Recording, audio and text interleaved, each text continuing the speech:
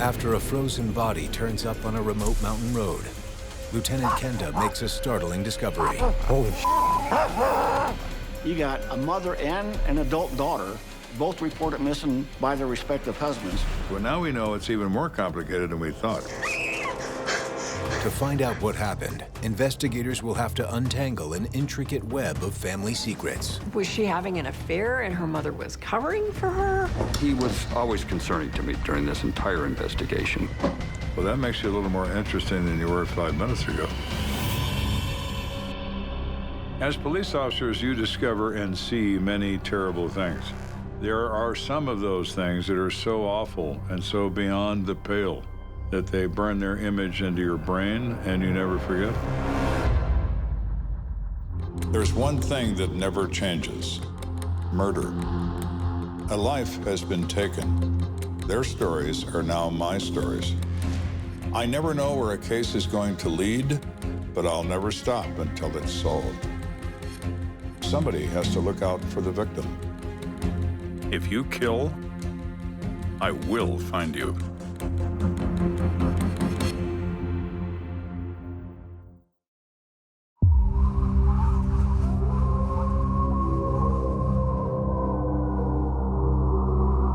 It's a brisk February afternoon. Ronald and Tara Keller are making their way towards Kingston Circle, a remote area in Teller County, Colorado. How much farther till we get there? Should be close. They wanted to go check out some property south of a little town called Divide. And it's high, it's way up in the mountains. Wow. So beautiful up here. Yeah, and deserted too. I haven't seen another car in over an hour. And so they're going down this road. That's weird. And they saw a car. So they stopped. Do you think someone else came to look at the property? Maybe. I wasn't expecting to get into a bidding war out here. And got out and approached the car. Oh, I should have brought another coat. And at that altitude, February is freezing. Car looks abandoned, doesn't it? Maybe they're up here checking out the land. Wait, what's that? Where? That. They thought they saw something that didn't look right. And then as they got closer still, it appeared to be a human. Oh, geez, she's dead. Oh my God! She appeared to have been there for several days. Across the county line, El Paso District Attorney investigators Larry Martin and Mark Kors are relaxing after a long week of work. Mark and I lived together probably no more than 5 or 6 months at the max, and it was a good living arrangement. Got any plans tomorrow? Thought maybe I'd take it easy, drink a few beers. I had just started probably a month before this particular case as an investigator for the El Paso County DA's office. Hey, you deserve it after the week we put you through. Larry Martin was not only a good friend of mine, but Larry was also my mentor.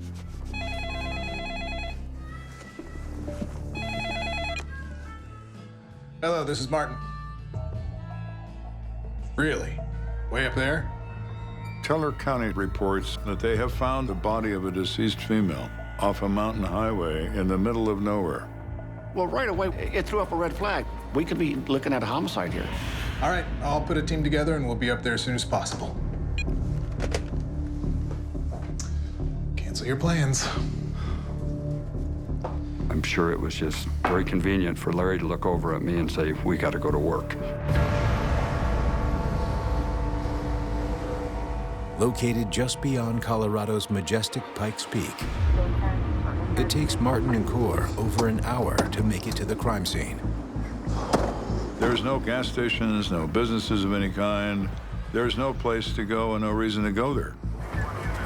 Hey, Larry. Man, it's a cold one tonight. You're telling me, and it's dark as hell up here. Yeah, when I first arrived on scene, I was contacted by the undersheriff of the Teller County Sheriff's Department. This is Mark Kors. He's new to our team. Howdy. Good to have you. He tells them that they have found the body of a middle-aged white female face down on the ground 40 yards off of the highway. Is that our victim's car? Possibly. We're pulling a name off the plates right now to see who it belongs to. And at that time, it was suspected that the car and the body were somehow connected. The coroner's on his way up here, so we haven't touched anything yet. All right, well, let's take a look at our Jane Doe. So I was taken over and shown where the body had been found. There she is. Where's her coat? Yeah, strange, huh? From our initial observance, there didn't appear to be any blood evidence visible, and there's no ID on her. It just looked very suspicious that something occurred to cause this lady to go down. Looks like she's been here at least a few days. Yeah, rigor mortis has set in. Rigor mortis, it passes relatively quickly, a day or two, but being it's wintertime, perhaps the body is frozen. Hey, fellas. Hey, Doc. The coroner arrives on scene and gets to work. The nice thing about the cold weather is that it's like putting a body in a cooler. It can preserve the body, and so it's not as decomposed as it would be if it was laying in the heat. Let's gently flip her. He examined the body, and he too indicated that he found no other signs of trauma to the body. So there's nothing obvious? Without an autopsy, I can't give you a cause of death. Okay. Let's go see what else we can dig up. Got it. Thanks, Doc. I wanted to look around the area to see, you know, what evidence, if any, was there, but it was dark. You could step off a cliff and fall 1,000 feet to your death and not realize it's happening until it's too late. We gotta wait till morning. Let's go on ahead and tape off this whole area. We'll set up a team to come up at first light, see if we can find any physical evidence. Copy that. Thanks. So what next? Well, there's one thing we can look into. Maybe that car can give us some idea about who this particular person is and what may have happened to her.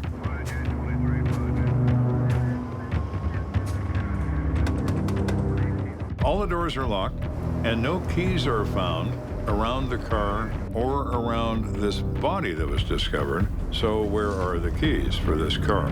No one knows. But we were able to notice that there was a purse sitting on the front seat. Excuse me, detectives. Got a hit on that plate. The car registers to a Madeline Proctor, who is 54 years old. Let's call in for a search warrant. Morning. We've got a lot of legal precautions because we still don't know exactly who the owner is and if they might actually be the suspect in the case. Within the hour, investigators get the green light to search the vehicle. That stinks. Right away, we smell a distinct odor of stale alcohol. And there are 4 empty wine cooler bottles on the back seat, and they're still got some little bit of liquid in the base. There's no damage to the car, so they didn't crash land here. And it's got a full tank of gas. So why did they pull over here? So you're wondering, was she running away from someone? She could have been running for her life. Or did she trip and fall down? I don't know. But for now, we're going to assume this is an intentional act. Well, let's see whose purse this is. So the officers open the purse. Think that's our Jane Doe? They find a Colorado driver's license in the name of Madeline Proctor, the registered owner of the car. It's definitely her. Her address is listed in Colorado Springs. Why is this person on this remote mountain road 70 miles from home? I think I know somebody who can help us with this. It was obvious that we needed to call the Colorado Springs Police Department, ask for some assistance.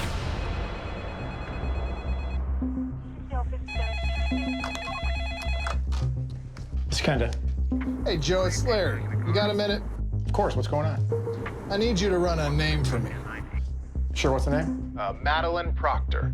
So I said, this is the lady we found on the side of the road. All right, hang on a second. Let me see if I can find it in the database. Larry and I have worked together and known each other for 30 years.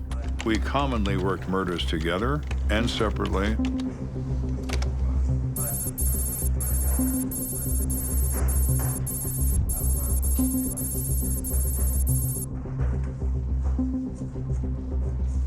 So in my computer, I determined that Madeline Proctor was listed as a missing person. And I think I got a file on her. Hang on a second. Sure, take your time. I looked up the report, which I kept in my office. Now, this is interesting. She's reported missing 5 days ago by her husband, Bob. Really? Wow. What's that?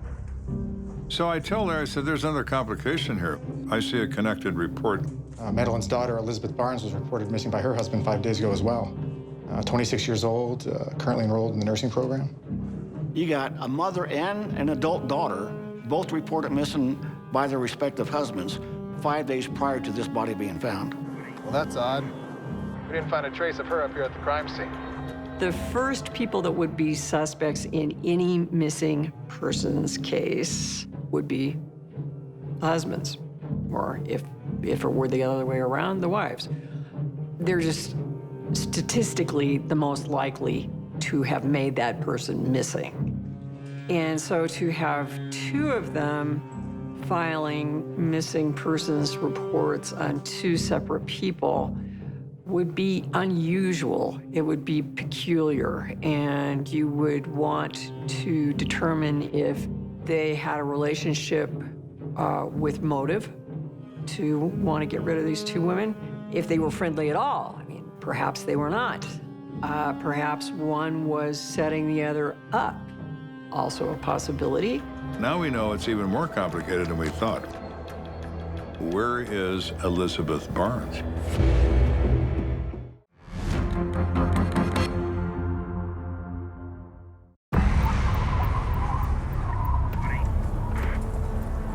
We're investigating the death of 54-year-old Madeline Proctor in Teller County. I've discovered two missing persons reports that are connected, one involving Mrs. Proctor and the other involving her daughter, Elizabeth Barnes. We don't know where Elizabeth Barnes is or how they both came to be missing at the same time.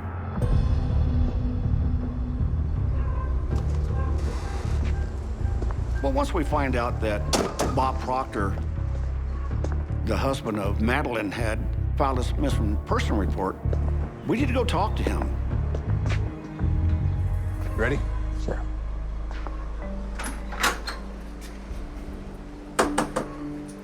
Well, when we first contacted Bob, hello?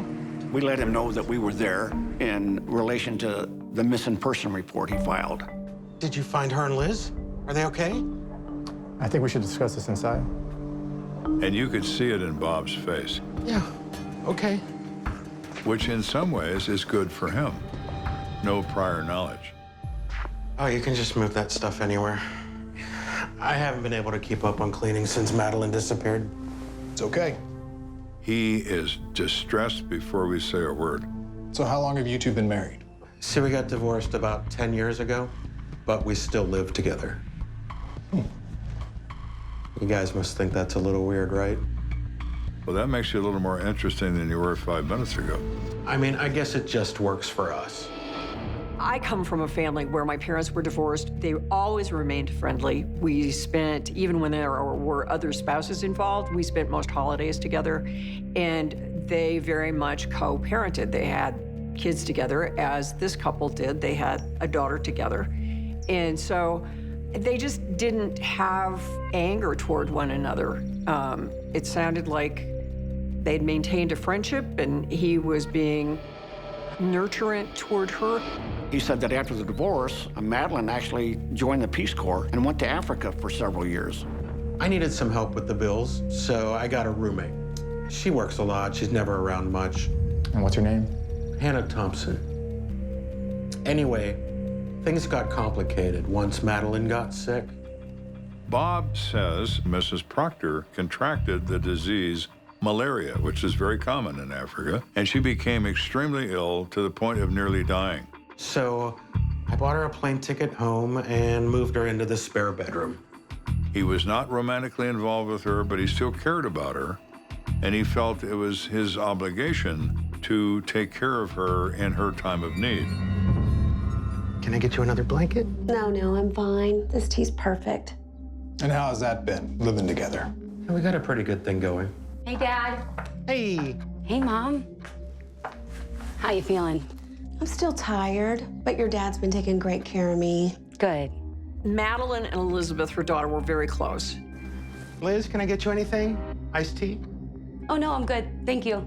And one of the benefits for Bob of having Madeline in his house was that it meant Elizabeth was around more. He told us that she had gotten over the malaria and she would be moving back out of the house. So, what can you tell me? Has anyone spoken with them? It's been my experience and Martin's experience as well. When you do this, don't beat around the bush. We're very sorry to inform you that your wife, Madeline Proctor, is no longer alive. I'm very sorry. And what about my Liz? She's still missing. He is devastated by this news. He was hopeful we were going to tell him she's fine. She's not fine. I'm sorry. I need a minute.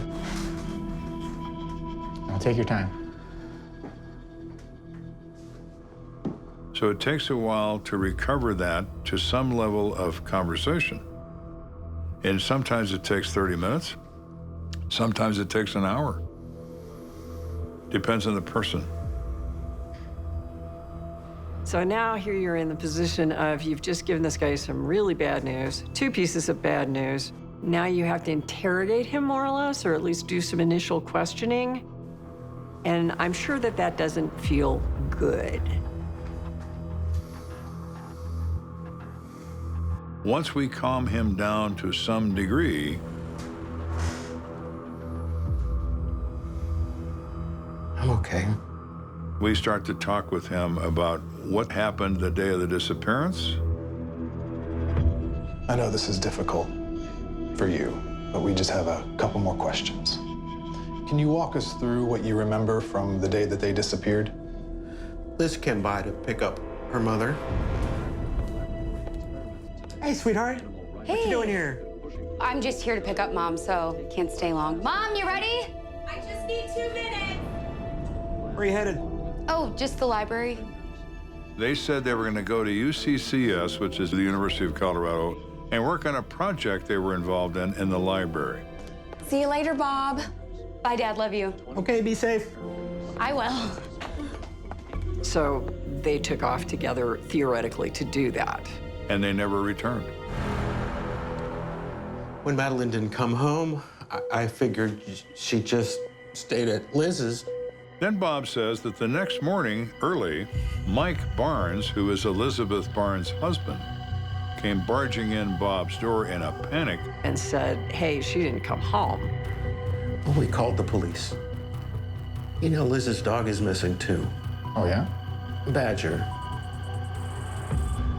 She loves that little guy.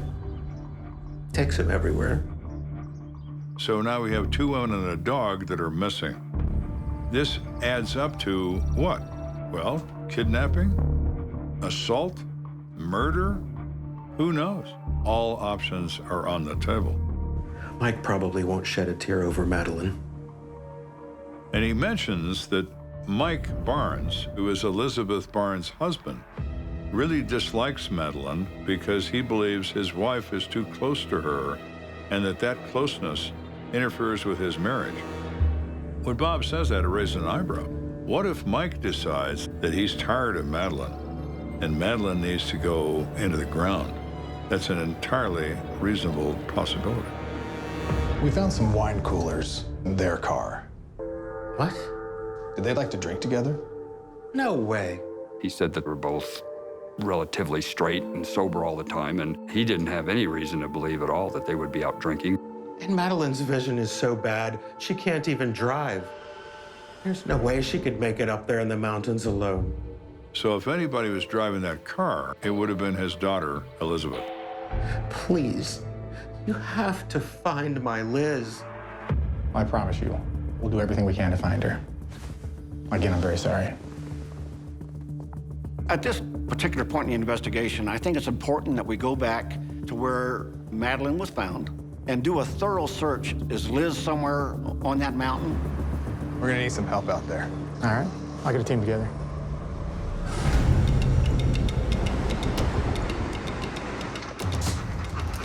So I arranged for our canine units to respond to assist Teller County in a search for a second person, Elizabeth Barnes, to see if that person is in fact in that area. Canines are trained for a number of different functions. There are attack dogs, there are search dogs, some are cross-trained to both. But the olfactory sense of a dog is hundreds of times greater than that of a human. And our German Shepherds have a remarkable sense of smell. They're trained to be trackers. So we recover something that has that person's scent on it from their home, and the dog's memory kicks in, and he remembers that scent, and then see if the dog can detect that odor in the air or in the area on the ground. In order to cover as much ground as possible, Martin directs the team to search in a grid pattern. So it's very organized. It has to be. You can't just wander around and expect to find anything. You have to methodically search. You got to picture this terrain that we're dealing with here. It's very heavily wooded. Even in broad daylight, you can become disoriented in 5 minutes. So they've moved out about 100 yards from the car, and we're not finding anything.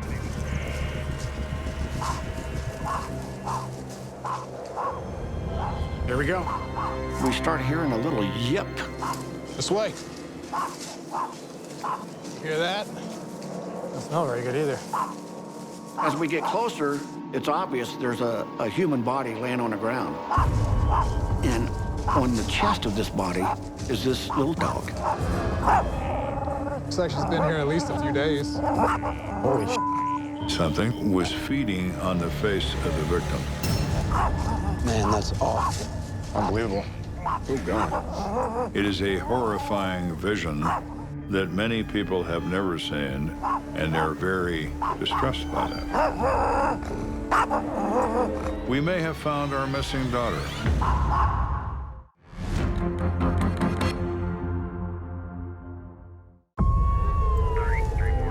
We have recovered a dead body in Teller County, which turns out to be one Madeline Proctor.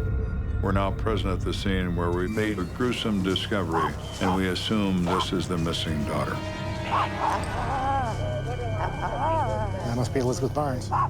And her dog. This was even hard to report on. She still had her bulldog on its leash, on her wrist. It had begun to eat her. The dog was feeding on the face of the victim. It's hideous, right? Man, that's awful. I had never in my life seen anything like this before. I gotta go, guys. It's quite disgusting, and it overwhelms some of the officers that are there that have never seen something like that. In its defense, this dog had been stuck without a way to get off of this woman for several days. What happens is the pet is licking the face, saying, hi, like, wake up. And then, you know, it kind of starts tasting good and they're hungry, right? And so it's a matter of survival. You can't fault the dog for wanting to remain alive. Hey, buddy. It's all right. We're just here to help. Is there a name on the collar? Yep. Badger. Fitting.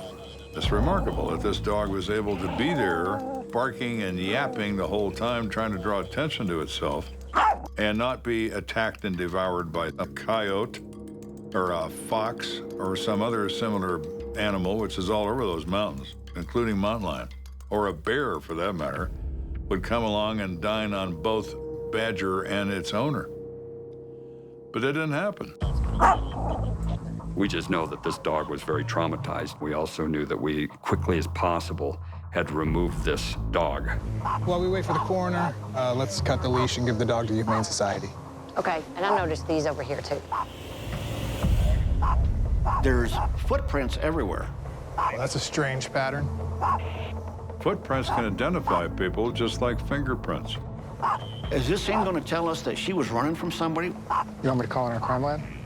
Yeah, that'd be good. So we're going to get the lab up here to do a proper crime scene search. Later that day, the coroner updates the team. In all honesty, there's not very much I can tell you at this point. He examined the body, and he found no other signs of trauma to the body other than what was obvious to this body's face. And said the damage was post-mortem, after death, carnivore involvement, i.e. the dog. I did find this, though. And he finds a driver's license in the pocket of the jacket of this woman, and it's Elizabeth Barnes. You know how long she's been deceased? I'd say probably 7 days or so. That corresponds with the date they were both reported missing. We'll have to wait for the autopsy to determine the cause of death. All right, thank you. Good luck.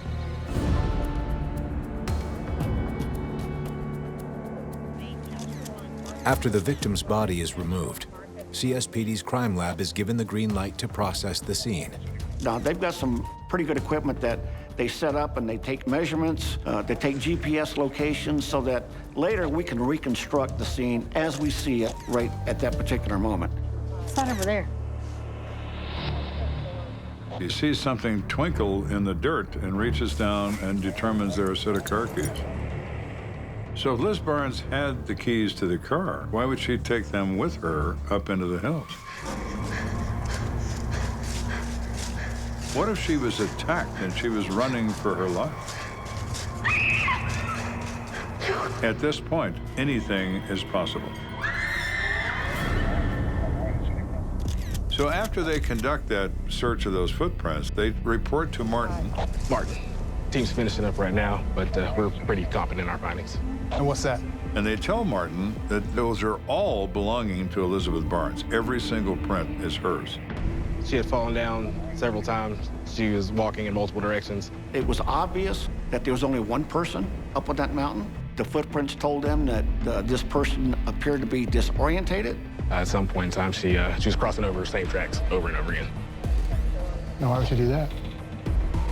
So the mystery continues. How did Elizabeth Barnes die?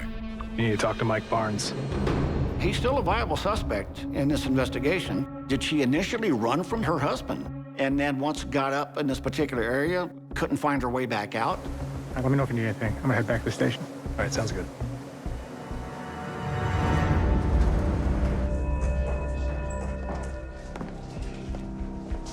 Thanks for coming down. Please, have a seat. Okay. Mike was certainly somebody we wanted to pay attention to in case he might have some criminal involvement in this. I heard about Madeline. Did you find my wife?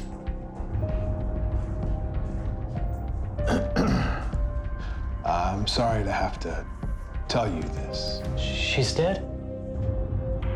We told him, yes, that we had found Liz and that we had found her deceased in the same general area as we had found Madeline. Barnes's reaction is somewhat bizarre. He's nervous and fidgety, and his body language is odd. I'm sorry, I just need a minute. It's okay. Take your time. Are you acting oddly just because you're odd, or are you acting that way because you killed her? So, now what? We just need to ask you a few questions. Seriously?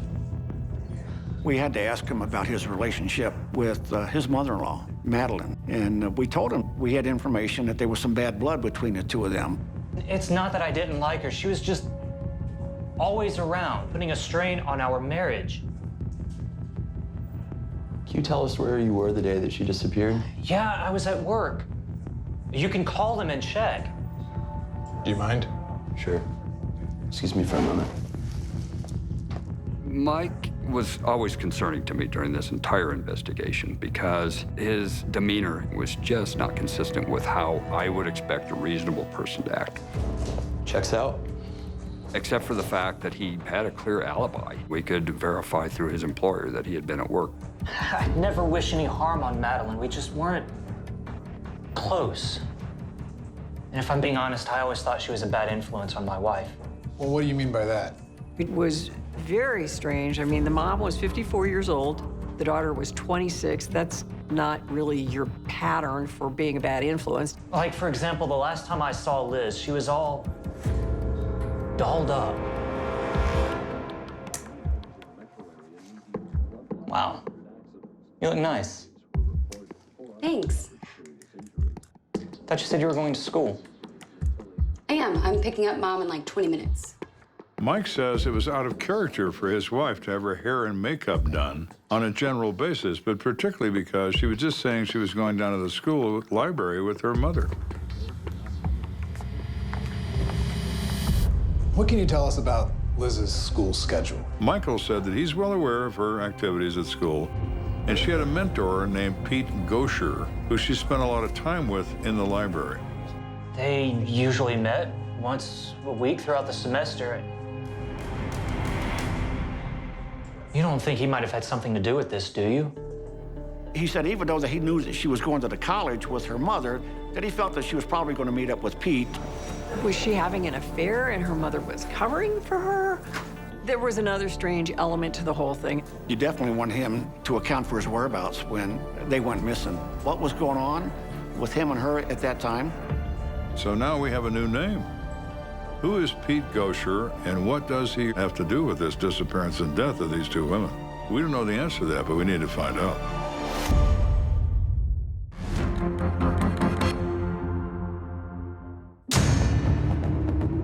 We're investigating the mysterious deaths of 54-year-old Madeline Proctor and her daughter, 26-year-old Elizabeth Barnes. We have uncovered a new person of interest. His name is Pete Gosher, that may have had an arrangement to meet with Elizabeth Barnes on the day she disappeared. Well, now at this point, we want to go talk to people at the college. Did he meet with Liz, and if so, what was the conversation? Hi. I'm Detective Martin, and this is Detective Kors. How can I help you? So they asked her if she remembered seeing Elizabeth Barnes or Madeline Proctor on Friday the 18th. No, I don't think so, but I mean, that was a while ago. Do you have a sign-in sheet that I could see just to be sure? Here it is. Great, thank you. Martin checked those sign-in logs for the date of disappearance and found nothing. So the likelihood is great that she was never there. What about a Pete Gosher? Oh, yeah. He's right there. Sure, we'd love to talk to him, so we went over and introduced ourselves. Excuse me, are you Pete? Yeah. What can I help you with?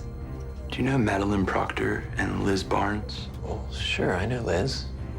He said, we're in the same class together, and we work together in the library on projects that are connected to that class. I would call us study buddies. Fridays are our usual study days. But I feel like she's been blowing school off. Why is that? We were supposed to meet 2 weeks ago, and I hung around for an hour, but she never showed up. And she never called him to tell him that she wasn't showing up, so he was a little put off by that.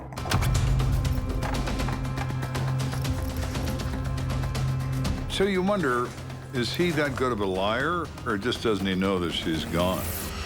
Sorry to have to tell you this, but we found the bodies of Liz and her mother up in Teller County. What? You mean Liz is dead? I'm afraid so. We need to know what kind of relationship you and Liz had.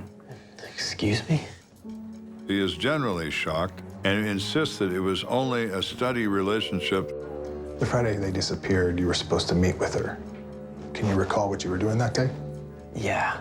After the library, I went to a lecture. And we were able to verify the fact that he was at that lecture. So he's ruled out as anybody involved in the disappearance of these two ladies.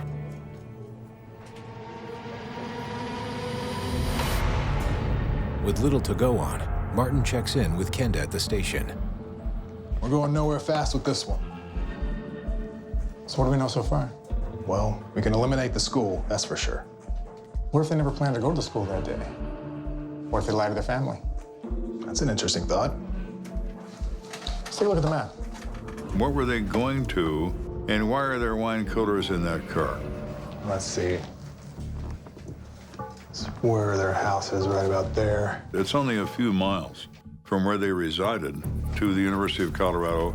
And they came up 24. And yet when they're dead, they're 70 miles plus from where they live.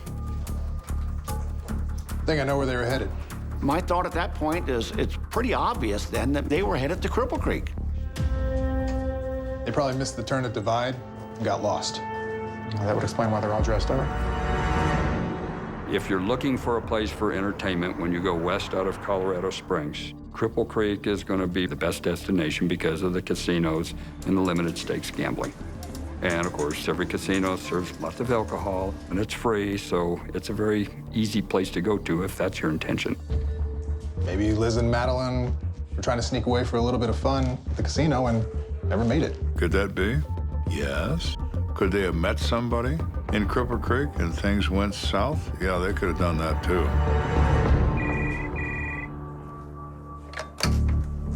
It's Kenda. I get a call and it's the coroner's office. He said the autopsy examinations are complete. Good news. The coroner's determined the cause of death. Great, let's go.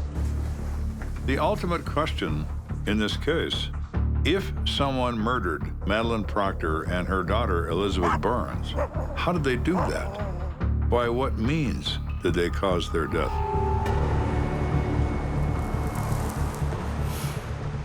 Hey, Doc. Hey, detectives, thanks for coming down so quickly. So what do we know? Well, I have to say, this is a really strange case. There was no outward signs of trauma to either body other than the dog eating part of the face of Liz. So there's no bruising, there's no punctures, there's no hypodermic marks, there's no gunshot wounds, there's no stab wounds. Well, something had to kill him. And so we're left wondering what happened to these women. Sometimes the answer lies in the toxicology findings. The tox screen came back with a mild level of alcohol, but more importantly, there's a high dose of something else in their system. Really? What could that be? Are we dealing with two people who were drugged?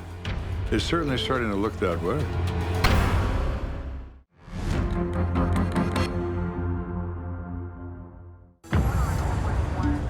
At long last, we are finally closer to discovering what happened to Madeline Proctor and Elizabeth Barnes. Two women who were found dead up in the mountains outside their car. With their autopsies now showing signs of some abnormality, we must now figure out exactly what we're dealing with here. What was in the toxicology report? Have you heard of the new medication Zoloft? Zoloft is an antidepressant known as a selective serotonin reuptake inhibitor. And in 1994, this is still a pretty new medication. Doctors are starting to prescribe it to help combat depression. And physicians didn't know as much as we know now about the medication. So could they have overdosed on it? Based on the tox screen, I don't think so, but it could have altered their mindset. For these women to combine it with alcohol and then to go up into the mountains and have the change of elevation can really cause some concerning side effects. Even the coroner says that that would likely cause disorientation and confusion. Well, how'd they get their hands on it? Our investigation showed that there was no Zoloft prescribed to either of the two of them, so then we became concerned about where did it come from. Could it be in the Proctor home? Police return to the house and find ex-husband Bob Proctor and roommate Hannah Thompson home. Both give permission to search the property. It's all about the reasonableness of your search, particularly under consent. You don't want to destroy somebody's home. You want to be very careful. Bingo. And lo and behold, prescription bottles. Hannah Thompson. But these antidepressants were prescribed to Bob's roommate. The discovery of that bottle with her name on it, Hannah Thompson, makes her a potential player in this event. What can you tell us about the night that they disappeared? Well, I remember talking to Madeline briefly, and she seemed like she was in a good mood. And she looked really nice. And she also said that she was wearing makeup, had her hair done, and was nicely dressed. But Hannah didn't think anything of that and just said it seemed quite normal to me. So now we're back to this point where now Martin is talking to her with one eyebrow raised. What can you tell us about these? So when Martin produces this bottle of antidepressant, Hannah's face drops. Where did you get this? From your medicine cabinet. She admitted that she'd been having some problems with depression and had gone to the doctor and he had prescribed these for her. Have you ever given any pills to Liz or Madeline? No, of course not. But Hannah says, you know, I've noticed for some time now that there are some pills missing from these bottles. I suspected Madeline had been stealing my pills. Why would Madeline Proctor steal these drugs, and why would she give them to her daughter? We'll never have that answer. But taking those medications on top of drinking those wine coolers and driving up to the mountains apparently caused a problem with both of them. Later that week, the coroner makes his final ruling on the case. Well, there you have it. The ruling of the death was accidental. You're kidding. Primary cause, exposure. Secondary cause, hypothermia. You know, working a case like this, you want to come to a conclusion. We'll never have all the answers that we want, and that's sad. While no one will ever know what really happened to Madeline and her daughter Elizabeth, Kenda and Martin have a theory. It's obvious that the two ladies had a plan that evening. They were going to go out, See you later, Bob. have some fun. Okay, be safe. I will. They are lying about where they're going and lying about what they're going to do.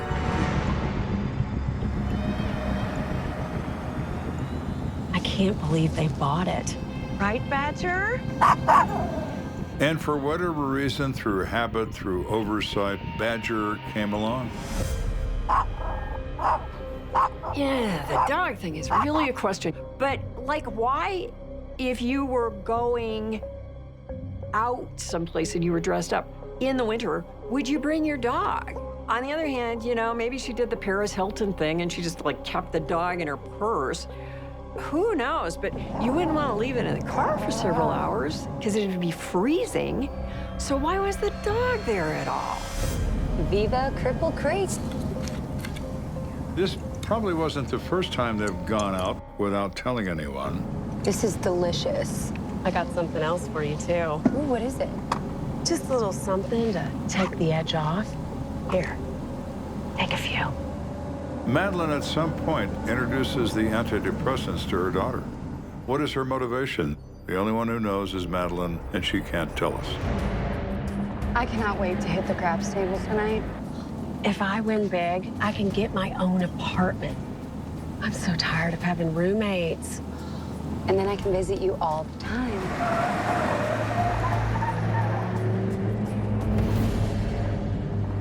Are you okay? Yeah, I'm fine. The elevation approaching Cripple Creek is in excess of 9,000 feet above sea level. Alcohol impact increases with altitude. Do you know where you're going? Mind your own damn business. Then mix in some antidepressants, and we have two very confused and very disoriented women. Maybe we should pull over and check the map. I said I know where I'm going. I think easily there could have been an argument in the car. God knows it's not that unusual for parents and children to have fights over how the child is driving. Would you shut up? Mom, can you just stop? He probably has to go to the bathroom or something. For whatever reason, they consciously stop the car. Why are you pulling over here? There's nothing for miles. Where else am I supposed to pull over? Okay, okay. Just be careful. Watch out for wild animals. Yeah, okay, Mom. It was obvious to us that Liz was probably the first one to leave the car. She gets out of the car, she's still got the car keys with her, and she's got her dog with her. Let's go. Ooh.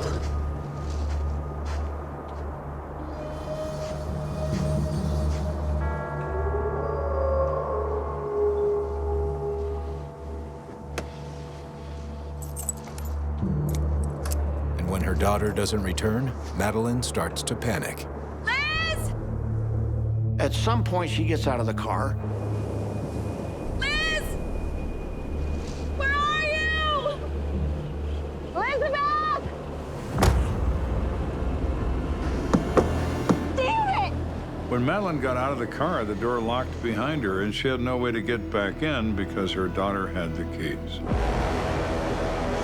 And so then she's out in very cold weather, and probably in a panic state herself, wondering where her daughter is. Mom! Meanwhile, Elizabeth has no idea how to get back to the car and her mother. She gets disoriented. It's gonna be all right. You can get turned around in a hurry and not even remember where you came from. Mom! She crosses her tracks several times. It's okay, Badger. I think we just took a wrong turn somewhere. She gets disoriented. She doesn't know where she is. She doesn't know where she came from. Mom! Won't find her. Trying to figure out where to go. And she can't do that until she literally runs out of gas. Sorry, Badger. Mama just needs a little break. Elizabeth!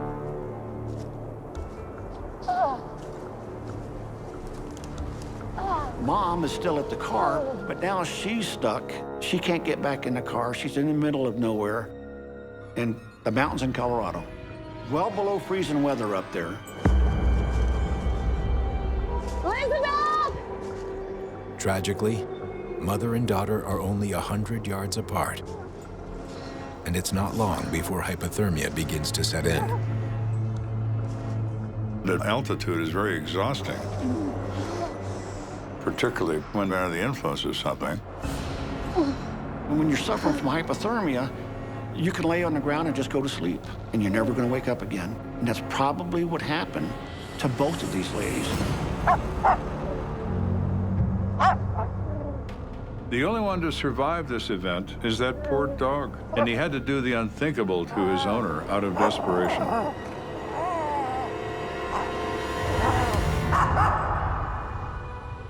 The daughter was in nurses training.